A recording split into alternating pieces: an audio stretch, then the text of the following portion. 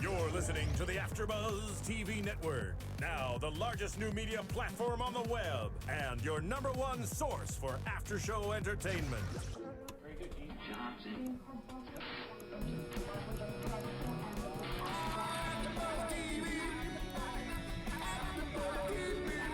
From the AfterBuzz Studios in Los Angeles, California, presented by Maria Menounos and Bing.com, and streaming live thanks to Akamai Technologies. This is AfterBuzz TV's Sons of Anarchy After Show. We'll break down tonight's episode and get you all the latest news and gossip. And now, another post-game wrap-up show for your favorite TV show. It's AfterBuzz TV's Sons of Anarchy After Show. Hey there, Suns fans. We're here doing episode 608, Los Fantasmas. I am Matt Lieberman, and joining me as always is the fantastic Mr. Keven Undergaro. Yes, and again, I'm just lost without Chris. I know, we're missing a sister at arms. Yeah, I mean, and yeah, it's hard. We're a car with one flat tire. Yes, but we will do our very best to keep on trucking. We miss Chrisley, and she will be back next week, hopefully. Yeah. Fingers crossed. I mean, she was doing something for AMC. She was all these big, or something with Disney, actually. Oh yeah, all these junkets in New York. She's being pulled in all directions, Yeah, and okay. she's very successful. Well, so we're happy for her. So anyway, she's certainly not here because she doesn't love you guys or the show, but duty calls. We want her to succeed. Absolutely. So it falls to us to talk about this episode. A great deal quieter than last week, Yes. where a lot of stuff happened. Although we did have one big, loud car crash when that guy completely ran over that bizlat. Juice looking at it like it was nothing. We've got all the fallout from last week's big Tara moment. Gemma trying to figure out what's happening. Wendy falling off the wagon. Why, Wendy? Why? Poor Wendy. And the DA continuing to scheme. Nero falling on his sword. We got lots to talk about, so I just want to jump in. Let's talk about the club. So Jax, he's taking care of Tara at home. He goes down to the Sweets and Scoops shop, and they got a newspaper. Everyone's subdued. We're kind of like wondering what's going on. And there it is. In all that's fit to print in black and white, we've got the Sons of Anarchy and the Bizlats linked to Court of Aquino shooting, and Jax is just like, Chapel, now. We got to deal with this. Right. The DA has leaked this story to the press in hopes of squeezing Nero before Lee Torick's evidence comes back that proves that Nero did not kill the prostitute, the escort. Sorry. Escort, yes. please. Yes. So then the club has to take care of the Bizlats and keep them from basically imploding without Nero's leadership. And things get hairy right off the bat as this car just zooms out of nowhere. Right after they got everything settled, they're like, hey man, the message is just everything's fine. If everything stays fine for just another day, another couple of days till this blows over, we'll be okay. And this dude just hauls off and runs over one of the Bizlats. And before that, Juicy just stands there. Yeah, like he swerves Go ahead, kill me. within half an inch of Juice. And I'm just like, wow, wait a second. Juice is prepared to die. He didn't try to get out of the way. So what I'm hoping an irony is that he doesn't. I know. Well, I want him to to recover because it seems like he's on a precipice right now. He has no self-preservation instinct at all. Between this and when he stole the bike a few weeks ago with the cops and jumped into the van off the back of that bike, he's got zero self-preservation right now. And I'm wondering what I've been wondering all season. What's going on in his head, man? Well, we know he's just so torn up. Yeah. By what he did, and I mean he's been through hell, right? He found out about his heritage. And then he was played in so many different directions, cooperating with Clay, then cooperating against Clay, and then looking like a snitch. And I mean, he's been turned inside out. He's been through the ringer. Yeah. Because I get killed when I say these things because he was a decent guy, right? You know what I mean? Like, I know you calling any of these guys decent. I know. Yeah. It's But for outlaws, relatively, you're right, within this world. yeah, if you accept that morality is somewhat relative, as in this show, I feel like it is. Yes, and also within the not just even within this world, within the world of the world. So in the microcosm of the Sons. Yeah. Anyway, very interesting, and I hope he doesn't get his way. I don't want to see him die. I don't want to see him die either. I hope that's... Can we just hold the fort down? Why do I have to deal with more deaths as this goes? I know. And I know I'm gonna have to, but I'm just. But just like, why Juice? No. Why Juice? Well, okay. Is there any sons you would want to see die? Any sons that I would want to see die? None that I would want to see die. I'm not bloodthirsty. My brothers, I don't want to see any of them die. I know, but like, if I had to pick, if it's like, like I'm going to cut off one of your limbs, that's happening, but you get to choose which one. I mean, for me, it would be Tig, and I know I'm gonna get hate for that. I know, but if we're talking about moral relativism, oh my God, right? yeah. And if Juice is on the light side of the spectrum with Bobby. And Tiggy saved the doggy. Tiggy saved the doggy, but he's also killed people and burned people. He drowned a guy in piss this season. Well, come on. I mean, now. okay, that a guy scumbag. had it coming. A scumbag, but he's still. Listen. The dude admitted to having sex with corpses a few seasons ago. He had a few bad things first couple seasons, and then you know what? I'm just saying. All right, I'm going to say this. Okay. I lay my life down before. I would rather die. You would rather die. Yes, for the club. I don't want to lose any of my boys. In the universe where Keven Undergaro I don't want to lose any of my boys. Is K-Man, riding with a cut. I love my guys. I don't want to lose any of them. Nero just grows more and more on me every week. I know we won't get into him now, but I don't know. Anyway.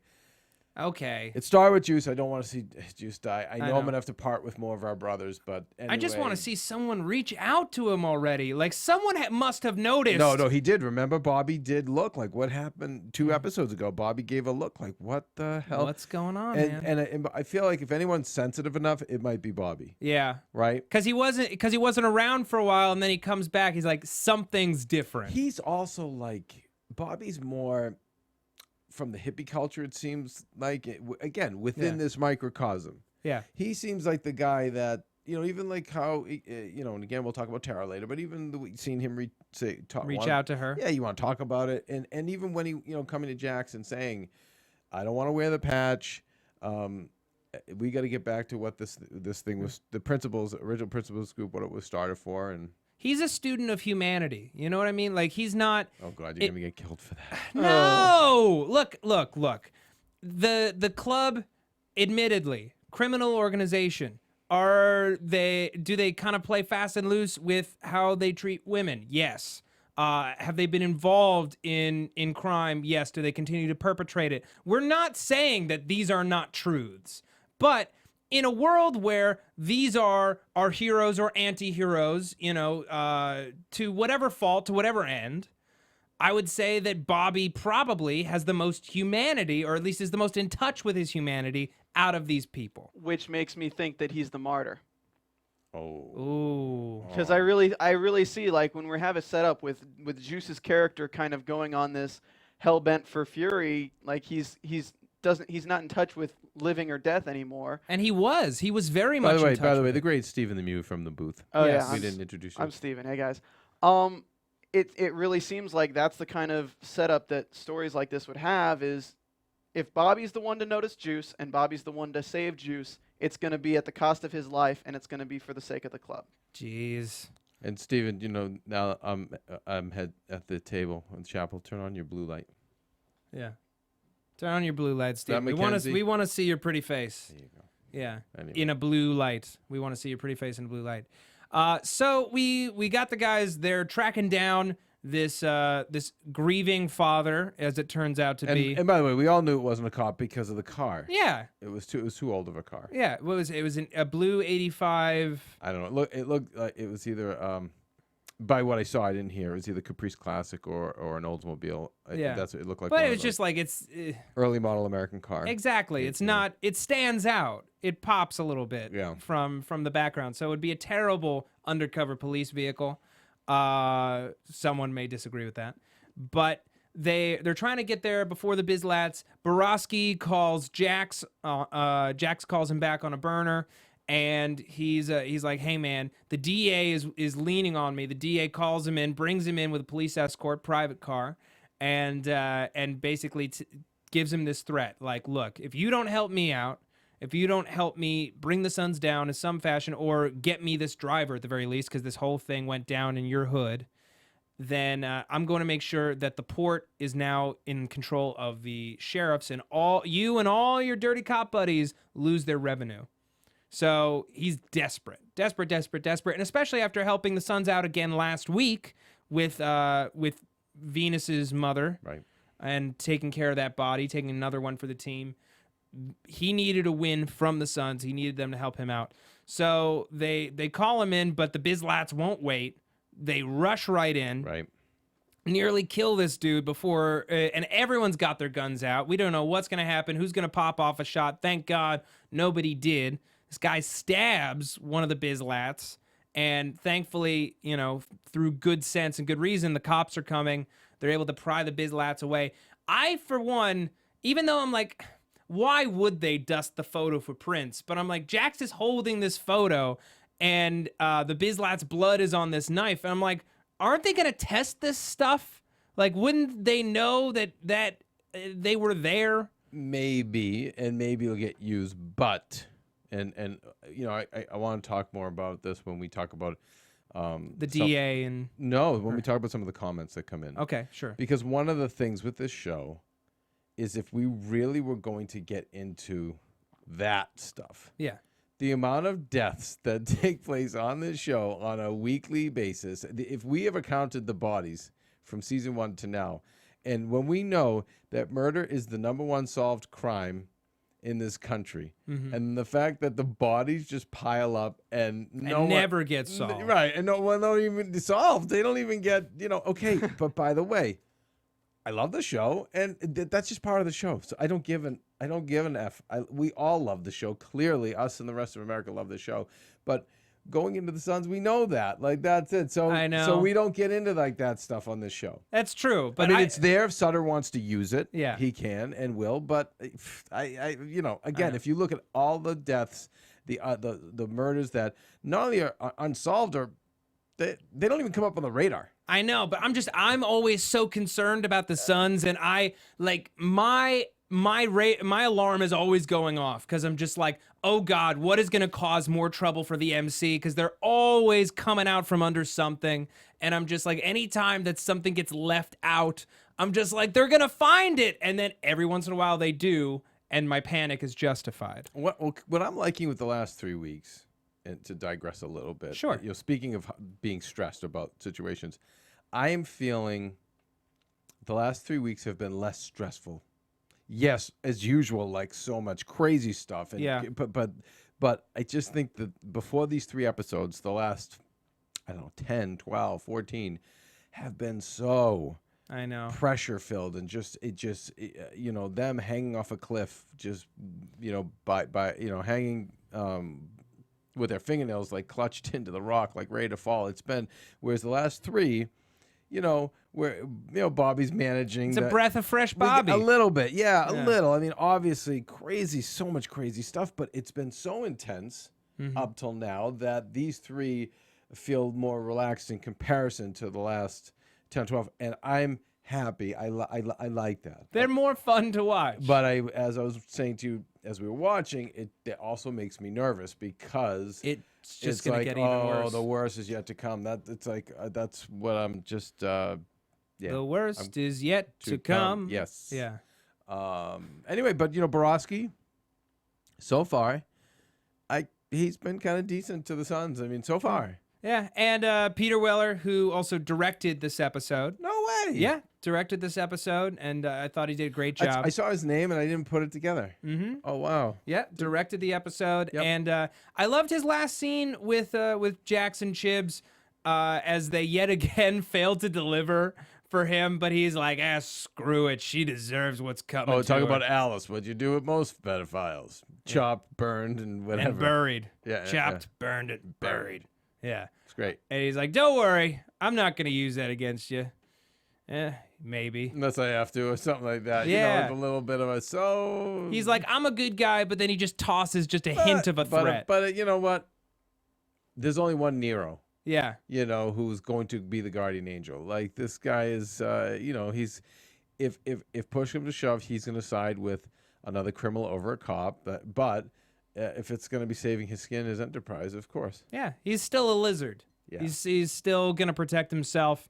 He's saying, you know, I like you guys, but don't cross me. Yeah. Don't think I'm weak. Yeah. If I have to, unless I have to use it. I won't, but I will if I have to. If I have to. Yeah. And how just gruesome was that gusher of blood, geyser coming out of this dude's neck. It's amazing where we're at with television. You know, just up to even probably 5 years ago, you would never see this. You'd see it on pay cable, but I don't know if The Sopranos was this gory. At times, but it was far more artful. It wasn't just like there for shock. I don't know.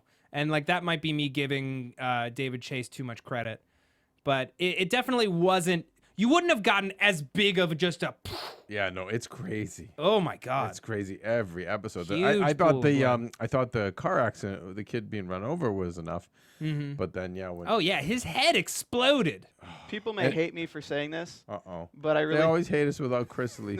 Choose your words carefully. They're not gonna hate me because I'm not dissing Sons of Anarchy. I'm kind of gonna say I feel that it's slow. A lot of people like to blame the gore on a lot of things, but honestly it's just American people have become so desensitized to it that's what they tune in for, because it's whether he only got shot, it's now he got his face ripped off, like that was awesome. It's like that's the only reason The Walking Dead is surviving, is because it's not on writing. I disagree. I think that there's always going to be a market for zombie culture. It's something that's been starved for a very long time. Yeah, and like, you know, once you're entrenched in a series, I mean, you're having a problem with the writing on that show this season, but you're still watching it, and it's not because of the violence. Actually, I watch it for the zombies, and that's pretty much it. All right, that's a different discussion and a different show, and we could talk about that offline. It's not Sons. Yes, but I want to talk really quickly about iTunes. Guys, thank you so much to everyone who has written us up on iTunes, given us a review. It helps make the show more searchable. It helps my bosses know that you love the show and that you want to see more of it.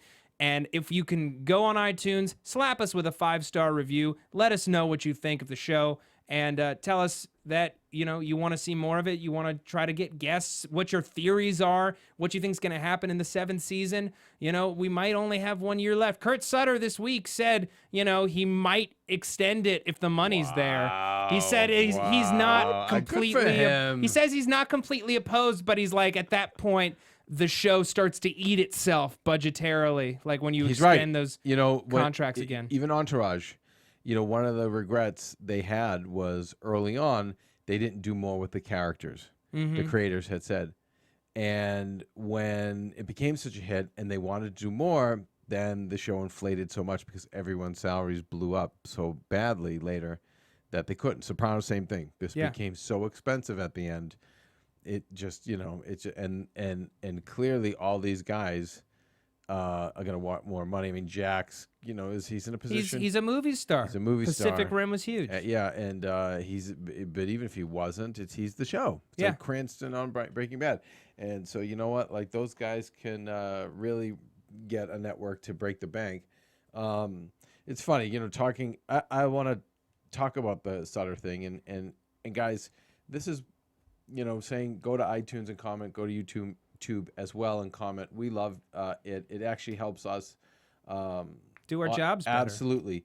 And I think this is probably one thing that you guys will all talk about, but, you know, I know I can already tell we're going to have very different feelings on this. Sure. So Kurt Sutter says, maybe I'll do a little more. Okay. And I'm going to tell you how I feel about that. Then you tell me whether the question is, whether you want to see more.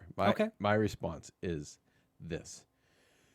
Because I'm on the side of the business where I'm always trying to protect talent, enhance talent. That's what AfterBuzz is about. The hosts, obviously working with Maria Menounos, trying to expand people's brands. So as a champion of talent, I would love to see Charlie and Sutter and the rest of the boys get as much a payday as possible, because this business is so hard that a lot of times lightning doesn't strike twice in the same place, and you become world famous for this short run on a TV series, and because it's a cable series, you don't make the money to set you up for the rest of your life. Sure, it's really a big myth. There's some HBO shows that will literally pay $5,000 episode. Again, seems like a lot of money, but you times that times 12. That's your season. That's $60,000 a year. It's not a lot. It's not a lot, to be completely famous and then be stereotyped and not be able to work. So let's say you do that for you made $60,000 a year for 5 years, and then you can't do your job doing something else. So I want to see those guys get their paydays, and then as a fan of the show, give me more. I love it. But I know I'm predicting that you, as more of a purist, are going to say no. Yeah. End it on top. Get us out there, leaving more. Get us out of it, leaving more. I did not know that I was that obvious. But you're absolutely right. I always play the old card. I'm older, so that's why I can tell. Look, I'm a television nut. I'm a huge fan. I love great TV, and if for every great show that ended when it should have, right, there are 6 that went way too long. Maybe even more. Yeah, because maybe when you even think more. Of who ended at the right time? Exactly. Really, it's like Breaking Bad, like perfect ending. Breaking Bad is the only one I can think of right now. Currently. That they're either canceled too early or they overstay their welcome and the writing doesn't support it. Now, don't get me wrong. I think that if Kurt Sutter said, I'm doing an 8th season, it would be because he had a great idea for why he needs to continue the story and why he needs 13 to 15 more episodes to complete it. Yeah, don't get me wrong on that front. But I think 7 seasons is the right length. I feel like the turn in the course of the series came in season 4. It was always meant to be the midpoint of this grand, Shakespearean tragedy that he's been trying to pull off. I feel like we are on the roller coaster toward the end. Yeah, and I feel like... But these last 3 have been, again, and you guys are going to kill me for saying this, have been a little lighter, which leads me to believe is we're catching our breath and we're not on the roller coaster ride down. Like maybe we've got some room to get another season. See, I disagree. I think, while they've been lighter, they haven't been drama-free. No. What Tara pulled last week. Oh, look at this. Tons of intense, crazy-ass shit going on here. But on the other hand, I feel like it's Kurt Sutter being like, enjoy this while it lasts, that's bud. what scares me. I know. That's what I feel like, too. Remember when I was just playing around? Yeah, now it's now it's going to get real. The other thing you don't rule out, too, and sometimes this is just the backstage politics that so few, if any, of the showrunners will admit. But you never know how I've known showrunners and stars and hosts to keep a show going for the crew and some of the supporting cast. Totally. They keep it going a year because they know it's going to really set these people up in the right way. And I've seen that before. Yeah. I don't know. Anyway. Would you rather see a spinoff or see them drag this story out? Good question. I don't. I'm not. I'll watch the Breaking Bad spinoff because Saul's amazing. For me, that's just morbid curiosity. I do not think they should have done it. And listen. That's exactly what it is. It's morbid curiosity. That's what I was going to say. But I'm not looking forward to it. I'm going to watch it. You just have to at least. It's the curious. But no, I don't know. I wouldn't want a spinoff. You don't see a Nomad spinoff coming in? Well, no, I didn't say I didn't see it. You asked me if I want what I wanted. If I want a spinoff or another season. I'd say another season. I just feel like they're already kind of getting fleshing everything out that they need to. Oh, we're not saying if they're going to or not, Steven. Oh, it's, okay. It's what do I don't the want question is what do we want or not? Okay. I don't know. want Okay. Yeah. All Yeah, right. I love the world. I'd love to see another Charter or Nomads. I think that would be really cool. Start us with a fresh new batch of characters and let us, learn to love a whole new family. You know what would be interesting? What? Okay, here's what would work for me. Okay.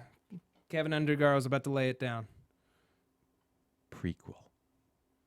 Oh, about the early days of Go JT when and, it starts, and Clay? Piney, young versions of all those guys.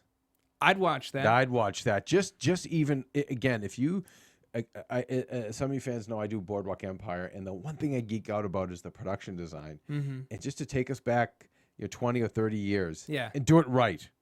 Spend the money and do it right. Really, get us the cars, get us the clothes. But here's what I would say. Caveat to that. Yeah. Miniseries or limited series. Say at the top. I would take whatever I could get. Say at the top, 3 seasons max. Okay.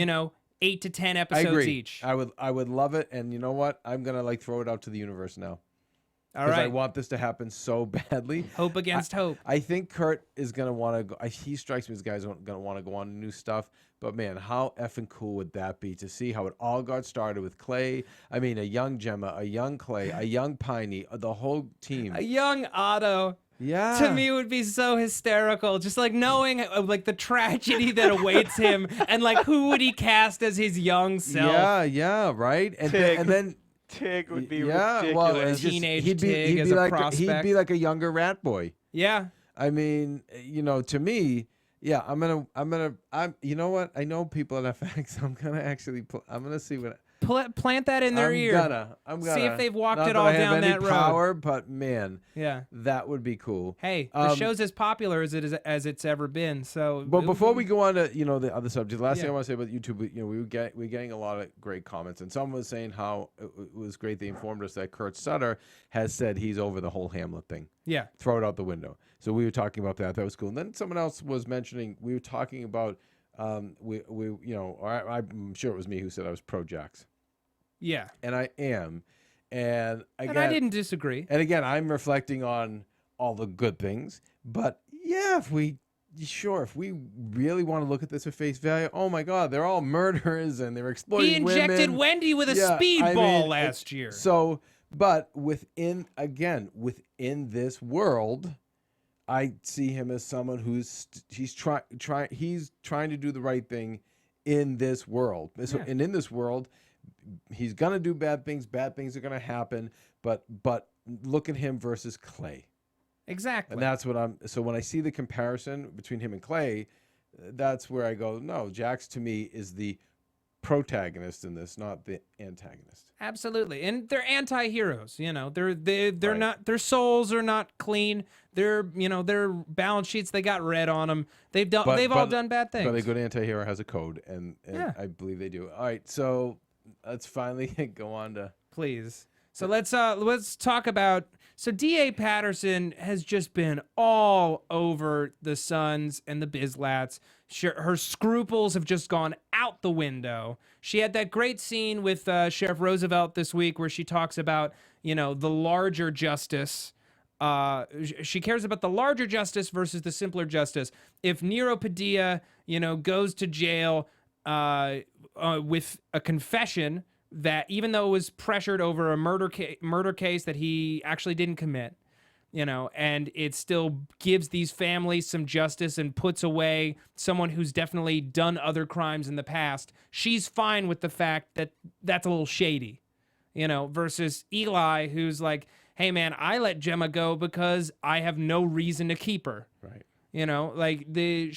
I love Eli and the DA are great. Yeah. Their chemistry is great. They're great foils for each other. Yeah, he's just got one. He's keeping his mouth shut. He's going along, but he's like, "You sure you want to do that?" Yeah. Especially when you think about where he was when we met him back in season 4, and he wanted the Sons more than anything.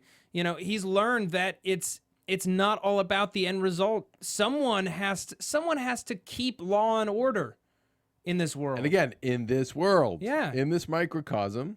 It's the Sons. They're the knights. in this microcosm. Can I just say one thing though that I didn't completely buy? The one thing I didn't completely buy was when he has that scene with Unser. And I know you were going to get into this. Yes. He has that scene with Unser, and he asks him, well, how would you play it?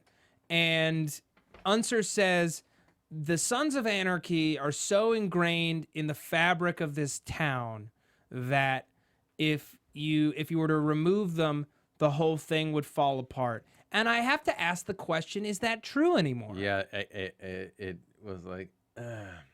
Like, I would have understood that back in season 1 when they were throwing barbecues and everyone in town came. And they were powerful. Yeah. They were the ones who kept law and order in the town. Okay. It probably still holds water because the civilians, it all depends on their current perception. And other than some of the press that's going around, they're still hanging on to the belief that the Sons are, but again, the place has been blown up. That's public knowledge. The school shooting. Yeah. Mayor Hale said last week, public opinion is not in your favor. You've got 3 months to get the town back on your side. Yeah. I don't know. You kind of got me on that one. Well, doesn't happen every day. I'm just going to pat myself real quick on the back. Unless the sheriff's saying it to him to kind of inspire him to help the Sons. He's trying to coerce him. I don't know. Well, I think also he looks back on his time in office where, that's right. And he's going to, he was corrupt. And I could see him holding on to the belief that the Sons run the town. Like an old timer would think that. He would still believe in the old ways. Because that's how it's always been. That's how it's always been. He might not see the writing on the wall, or if he does see it, he doesn't want to believe it yet. He still holds out hope, especially now that the club is moving in this new direction, that they still can retain this level of influence and engender the same kind of love that they have gotten from Charming in the past. Well, what about the DA realizing Nero? She realizes Nero has a heart. Yeah. And, Nero is our guardian angel. And he's selfless. He's taking one for the team and saying... it's just the murder's on me. Yeah. Just make sure my kid is taken care of, and then I can visit him. Yeah, he's really more. He's taking it for his son, but he's not taking the club down with him. He's putting it all on his shoulders. As Patterson says, he's someone in search of penance. He knows that he's done wrong. She reads it, and so that's why she follows up and says to him, I know you didn't kill. The girl, Erin Byrne, I believe her name was. But stare at all these pictures. Yeah. Okay, and knowing that he has a big enough heart, look at all these pictures. There's more to this, and I'm going to find out who's responsible. But I want you to think about this as you leave. Yeah. Think about your kid and think about all those kids. Is your kid really more important than those kids? Yeah, it's very interesting. It's a bold move. She's letting him go. She has no other option, but she could have held him on. She could have held him at least for the time being on his confession. He was ready to go to jail for it. He was ready to take it all on his shoulders, but apparently that will not be the case. I'm very curious to see what he does in the next episode because that's definitely going to weigh on his mind. It's just nice to see in the next episode we'll talk about, but it's just nice to see him out. Oh, absolutely. He's been out of play for way too long. Yeah. Yeah. Gemma, Wayne, Wendy. Wow. I know. Well, Wendy, man, within the first 5 minutes of the episode, she's buying drugs. I'm like, what are you doing? Well, again, can we blame her? Jax. No, I can blame her. I can blame her 1,000 times over. 7% of people or less get off heroin. Damn. So you have to know what those odds, and that's why it's when you see someone, if anyone gets oxys too, they're basically heroin. But yeah, once it's really, really hard. It's 7% or less get off it.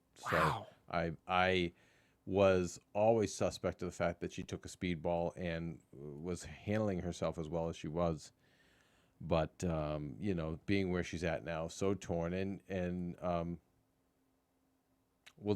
we should probably talk about Wayne and Gemma before we get to Wendy. Gemma and Wendy. So I'll save it for that. But so Gemma tells Eli, this is what really happened. She didn't want to say it at first because she's just like, like, F you, cop. Like, no one's going to buy my story anyway. What's the point? What's the point? I just got betrayed. I might never see my grandkids again. What is me telling you the truth really? What is it really going to do? And then he finally is like, I need your statement. She tells him the truth. And she's desperate to know, who was involved in this thing. Wayne picks her up, and she has that scene in the car with Wayne. And this is really the first time I feel like he's flat out keeping secrets from her, and something that, like, he promised Tara, he's like, I will keep your secret, but I will not help you anymore. I will not help you anymore. And, I'm really pleased that he didn't crack. But Gemma knows that he knows more than he's letting on. Right. And she's like, and she basically, I feel like she's saying, like, I know, I've not ever given into your advances. I've not, or whatever, but can you at least tell me I'll protect you? And he gives her the toughest love we've ever seen anyone give her. You got a lot of love in your heart, Gemma.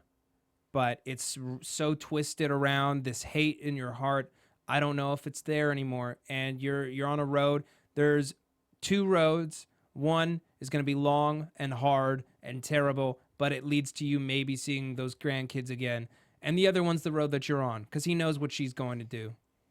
And I thought he was going to reach her, and I'm so I naive. know. Well, that's the thing. You see that moment where she realizes not only is he right, I am powerless to stop myself. I can't help it. I've been wronged. I can't let this go.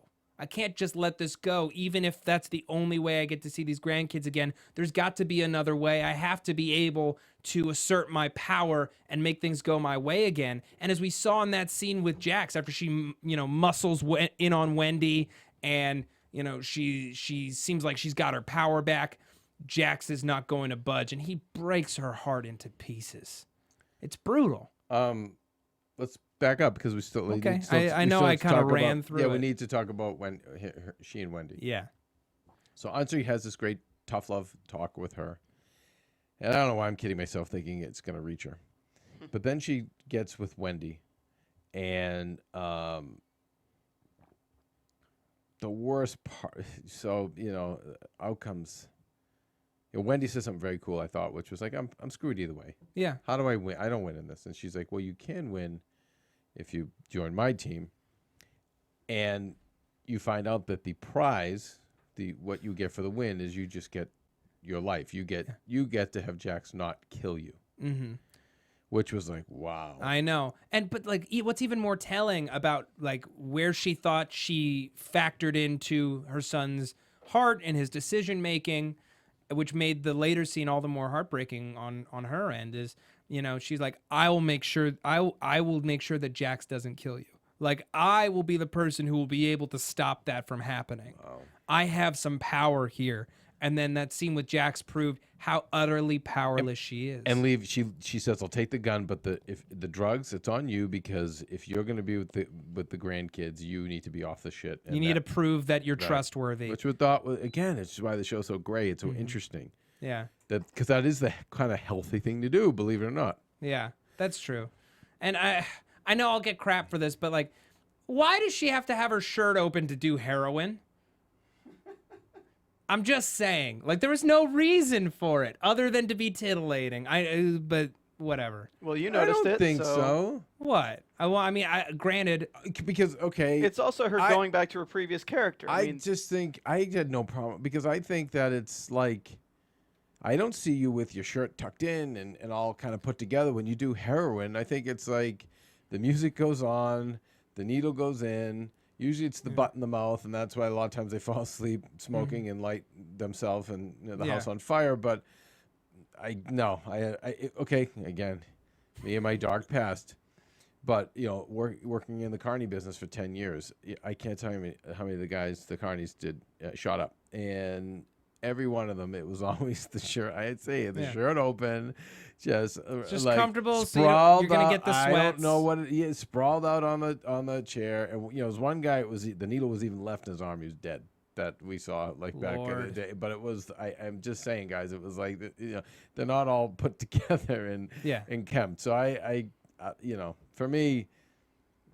It's fine, and as a guy, I enjoyed seeing her bra. I liked it, so sorry, but I had no problem with it. I just felt really bad for her because now she's gonna spiral more, and it's going to be a prophecy where Jax will kill her. Yeah, because she's a junkie. Yeah, that or she fades dies away, or she dies of an overdose. But either way, Tara's plan. Has completely crumbled because she bet on the wrong horse. Gemma's talking to Wendy about you bet on the wrong horse. Listen, guys, do we all know how many seasons in you don't F with Gemma? Yeah. I said that last week. It's like, oh my God, I was so nervous for Tara because you may have won a very big battle against Gemma, but she's the original Spider Lady. I know, but hey man, Jax signed the agreement, the restraining order. She can't go anywhere near Tara or the kids. She can make her life difficult. And that makes you comfortable if Gemma's your enemy. Yeah, her and Clay, you don't. Those guys. Yeah, I know. Listen. I'm not disagreeing with you. I'm playing devil's advocate. No. Well, we go to the next scene, and this is what when we go to when Jax says to her, "That's it. You're dead to me, and you're dead to the grandkids." Yeah. And again, it's another battle a big battle that Tara has won. However, I'm like, oh my! If just when I think it gets bad for Gemma, it gets worse. And in my brain, the worse it gets for Gemma, the worse it gets for everybody else. Exactly. Unless she's 6 feet under, the worse it gets for everybody else. Totally. Restraining orders are also both ways. So I've had a friend of mine in North Carolina who his wife got one against him, and she used it to assault him. Basically, she would go to where he was and then call the cops. Happens on him. all the time. So Gemma can use this restraining order to keep her away from Jax. She can use this to keep Jax away from his kids. Oh wow! She can stay as close to Jax as humanly possible, even though he'll want to kill her. She's still his mom. So, I mean, this will only keep Tara and the kids away from Jax, and Jax is not going to like that, and I'm wondering how it's going to play out, because that's kind of what Tara wants, but it's also really not. Wait a minute. But Jax also signed the restraining order, so doesn't that also apply to him? I don't think Tara... No, because... Oh, it's parental consent because of the kids. Yeah. Right. But, okay. Well, it's interesting to see that. All I know is it's Gemma, you guys. I know. Listen, you don't mess with Gemma. Yeah, especially when she's angry. All right. She arguably, as shifty and seedy as Clay is, I don't think there's anybody more dangerous than Gemma. No, and I think what's interesting is Tara is Gemma 2.0. Yeah. She's a newer version. She's highly educated. She's been toughened up. But I still don't know who I do bet on. Listen, at the war, I still say Tara's going to win the war. Yeah. But Gemma, man. And I agree with you with Gemma versus Clay on a primal level, but ultimately we have to admit Clay has done far worse things. Yes, but who's more dangerous as a foe? If you had to fight one of them. She's craftier. She's smarter. I think she's smarter. Yeah. She's more shrewd. Fair enough. But, you're right. Maybe Clay has less of a moral compass, and it seems like he does. Unlike Gemma, but Gemma's smarter. It seems. I think Gemma's smarter, but she still has that kindness that Wayne sees in her. She does. I don't think Clay has. Clay only has it for Gemma. Yes, only for Gemma. So far. Yeah, that makes him more dangerous. I think. All right, I think we need to talk about Tara and Jax. Yes. Right. And it has an interesting meeting, as we were talking about earlier, with Bobby, our hippie. Yes, smoking his pot and saying, "Hey, you can talk to me." And trying to keep the peace. And do you think he made headway with her? Unlike Unser, who didn't seem to make headway with Gemma, do you think that? I think made headway. I think the seed was already planted in her head before he said anything, because she asked him, "Do you really think he can get the club to go straight? Do you really think he can move the club into legitimate business?" There's already a thought in her head, do I really have to leave? Is there a way that this works out where I don't have to do this already? Because what she has already done is weighing on her. She knows that she did the right thing. I don't think she'd change a thing about it, but it's still definitely hard. It's hard. And the weight of what she's done to Jax and what she's effectively done to her kids and what's going to happen when it all falls out, that's still heavily weighing on her. So the abrupt ending, how do you feel about that when Jax is like, saying kind of weak, let's get back on the same page.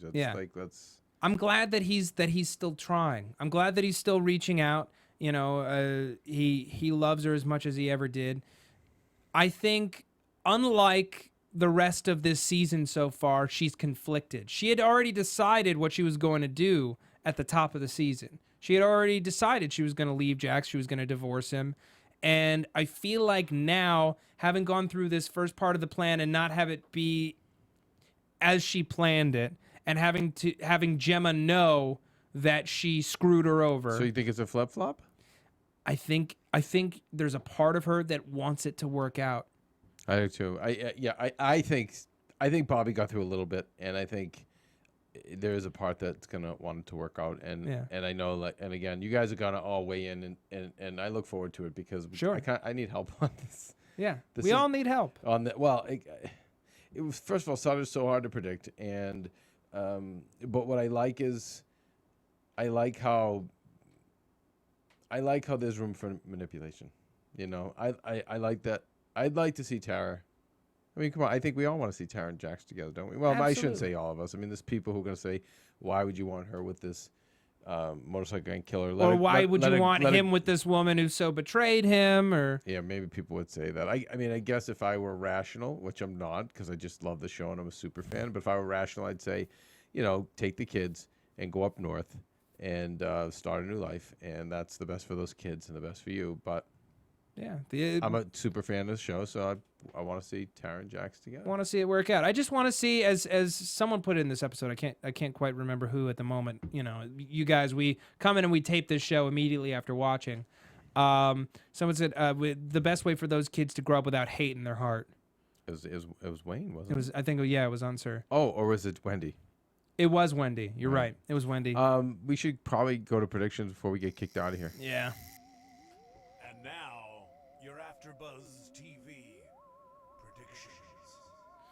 All right, Kevin, your predictions. Okay, next week? Gemma Unleashed. Mm-hmm. We're gonna see a confrontation between the DA and I love Jax. You know what's consistent about him? He always goes at the enemies. He usually gets some face to face. Torque. He was like, "You mess with my family, buddy," and even when Otto got killed, he's always so. We're gonna have a confrontation with him in the DA, which I'm excited to see. I'm excited to see what Tara does. We see Clay getting beat up, and I miss Clay. I love Clay. I'm glad he's back. And I'm sick of seeing Clay in jail. I want Clay out in the world. I need him out making trouble. And how many episodes do you think till Clay gets out? It's got to be soon. Yeah. Because the Irish are gonna spring him. Yeah. Well, him getting out means that August Marks comes back too, and that whole thing must unravel to some degree because he's in for a murder rap. And by the way, we also know we didn't talk about that Connor, is going to be an ally later, I think. Yes, that he knows that the Sons are the reason that he's alive. He respects them, and he's going to be on their side when Clay makes the switch. I'm wondering when Clay gets out. I don't know if it's next week, but I think the seeds of it are planted next week. Someone's beating him up right now. Someone's beating the crap out of him. I want to know. I want to know who. I don't know. I honestly can't guess anything else. I think just the heat gets turned up in regards to the shooting and to the Irish. Things are going to start going badly next week. I can't. This show is so random and so surprising. I don't want to say dick if I don't have a good hunch, and I don't. So I'm just excited to see it like everybody else. I think I'm going to skip next week. No. No, you kidding me? Yeah, you can't skip this it's show. It's another 6 days that I'm like pacing around and thinking about it. And again, that's why I love the comments. And because you guys fill in a lot of the gaps for us. So please, iTunes, YouTube, keep them coming. Yeah. We love it, and we got to get Chrisley back. My God. I know. She should be back next week. I hope so. It's really hard. You can follow her at Chrisley. That's Krisily. Kevin, where can the people find you? At Undergaro. All right, and they can find me online at Matt Lieberman. That's MattLieberman. You can also find me here on AfterBuzz TV on the Sleepy Hollow and Sons of Anarchy after shows. Thank you guys so much for watching. We will see you next week. From executive producers Maria Menounos, Keven Undergaro, Phil Svitek, and the entire AfterBuzz TV staff, we would like to thank you for listening to the AfterBuzz TV network. To watch or listen to other after shows and post comments or questions, be sure to visit AfterBuzzTV.com. I'm Sir Richard Wentworth, and this has been a presentation of AfterBuzz TV. Buzz you later, babies. The views expressed herein are those of the hosts only and do not necessarily reflect the views of AfterBuzz TV or its owners or principals.